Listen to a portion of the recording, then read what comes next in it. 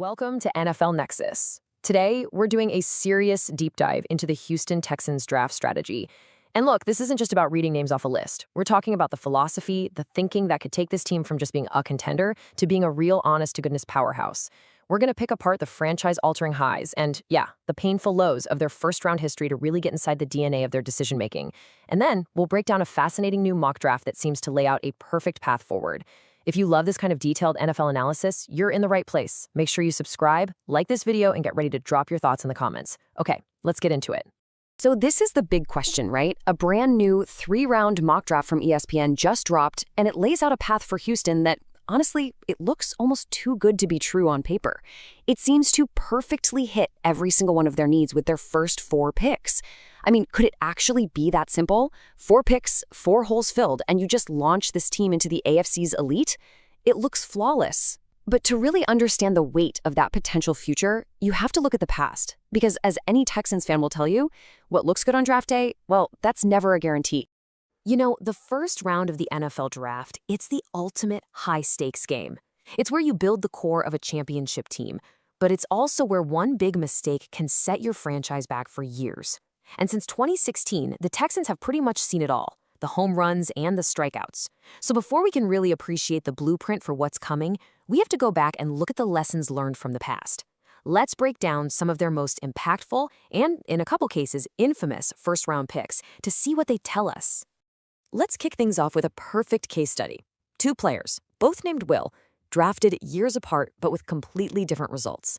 On one hand, you've got Will Fuller, a wide receiver who was just dripping with game-breaking talent, but, could never seem to stay on the field. And on the other hand, you have Will Anderson Jr., a defensive end who walked in the door and instantly became a leader and a cornerstone of the entire franchise. This comparison just brilliantly illustrates that razor-thin line between a pick that haunts you for years and one that defines your team for the next decade. Man, the story of Will Fuller, it's just a masterclass in frustration. When they drafted him 21st overall back in 2016, he was the perfect deep threat to put opposite DeAndre Hopkins. And when he was healthy, he was a legit game wrecker. But that was the whole problem. He was almost never available. A broken collarbone, a torn ACL, constant nagging injuries. The guy missed a full third of his games as a Texan. That 2020 season was this incredible, tantalizing glimpse of what he could be. But that's all it was, a glimpse. It's the ultimate what could have been story, and a brutal lesson for any front office about the value of just being available. A weapon's no good if it's always in the shop. And then you get the glorious flip side. This is what happens when you make a calculated, aggressive move and it pays off in the biggest way you can imagine. People are going to be studying the Texans' 2023 draft for years. Right after they got their franchise quarterback, they didn't just sit back and relax. Nope, they boldly traded right back up to the 3rd pick to snag Will Anderson Jr.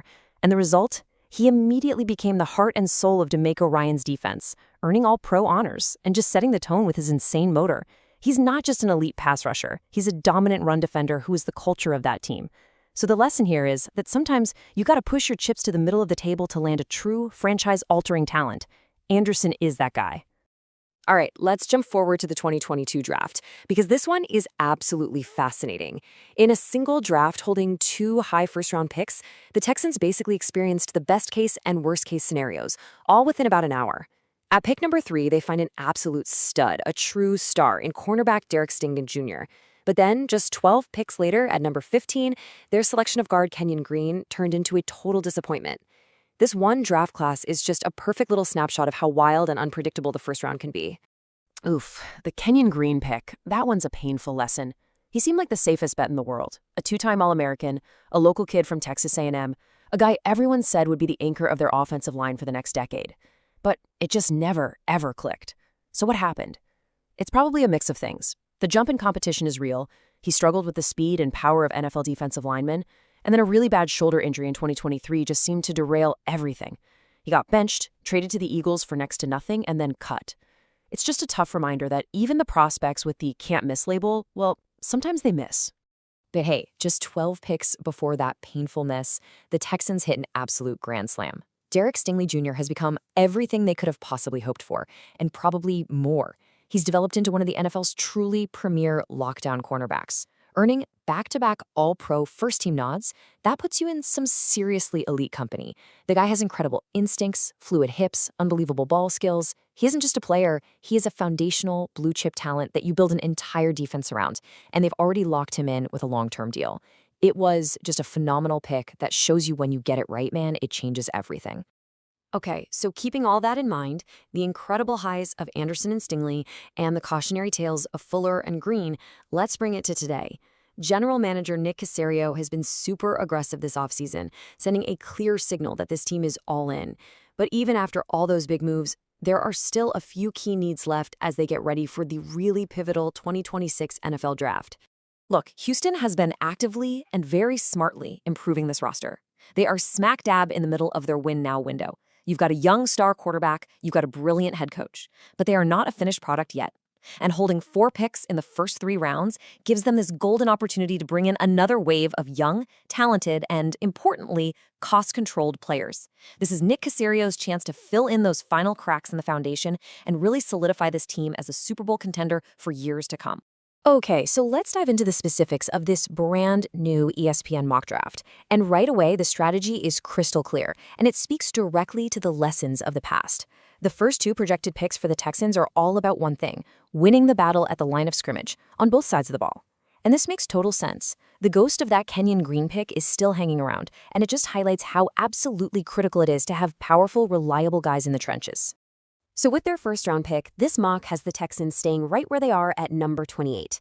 There's no splashy trade-up this time. Instead, it's a calm, calculated move to just stand pat and address a crucial, if not very glamorous, need right in the heart of their defense. And the pick is Caden McDonald, defensive tackle out of Ohio State. Now, this pick is a fantastic example of drafting for a need without reaching for it. The Texans' defensive line has seen a lot of turnover, and while they have some solid veterans, they really don't have that young, powerful anchor for the future. McDonald is exactly that, a dominant run stuffer who can eat up double teams, which keeps linebackers clean and lets guys like Will Anderson Jr. feast on one-on-one matchups on the edge. And this analysis from Field Yates just perfectly nails the logic. See, this isn't just about drafting the best player available, it's about drafting a very specific solution for a very specific problem. Houston needs to get younger and stronger up the middle, especially against the run, and McDonald is that sturdy frame and power. He's a true anchor you can just plug into the middle of that D-line, next to a vet like Sheldon Rankins, and not have to worry about that spot for the next 5 years. It's a perfect fit for their scheme. All right, moving on to day 2 of the draft. Holding an early second-round pick at number 38, the Texans waste absolutely no time. They pivot right from the defensive trenches over to the offensive side. This has been a huge point of emphasis for them all offseason, and this pick just proves they're still not satisfied. And the pick is another Texas A&M offensive guard, Chase Bisontis. Now, you can't talk about this without acknowledging the elephant in the room, Kenyon Green. Drafting another Aggie guard so soon after that pick went so wrong, that's a bold move. You can bet Nick Caserio and his scouts did some extra homework on this one. It really shows that they're confident in their evaluation process, and they believe they found the right guy this time around. The most important word in Matt Miller's entire analysis is that one right at the end, Mahler. After the Kenyon Green experiment, which was all about athleticism, didn't really work out, you can see a clear shift in philosophy here. The front office is targeting a specific identity. They want a powerful, physical tone setter to open up holes for a running back like David Montgomery. They want a road grader. Bisontis is an investment in building a tough, physical identity up front that can go win you games in January. But they're not stopping there, not even close. After shoring up both lines of scrimmage, their next 2 picks in this mock are all about adding more talent, more speed, and really critical depth to what is already becoming one of DeMeco Ryans' signature, scary defensive units. Later on in the second round, with pick number 59, the focus shifts to the second level of the defense, the linebackers. Now, from the outside looking in, this might seem like an underrated need, but when you really look at the Texans roster and their future contract situations, it's a very smart, necessary move to make. The selection is Jake Golday, a linebacker out of Cincinnati. This is a savvy, forward-thinking pick. This isn't just about adding a guy for this season. It's about planning for the future. With Henry To'oTo'o's contract coming up and Christian Harris already gone, Houston has a real need for the next wave of starting linebackers. Golday is drafted to be a huge piece of that future. That quote from Jordan Reed just captures perfectly why this pick makes so much sense. Highly athletic, physical presence with a lot of upside. I mean, that's basically the mission statement for the kind of player D'Amico Ryans wants on his defense. He loves speed, physicality, and versatility. This just screams D'Amico Ryans player, an explosive athlete that they can mold into a key playmaker for years to come. And that brings us to their last projected pick in this 3-round mock.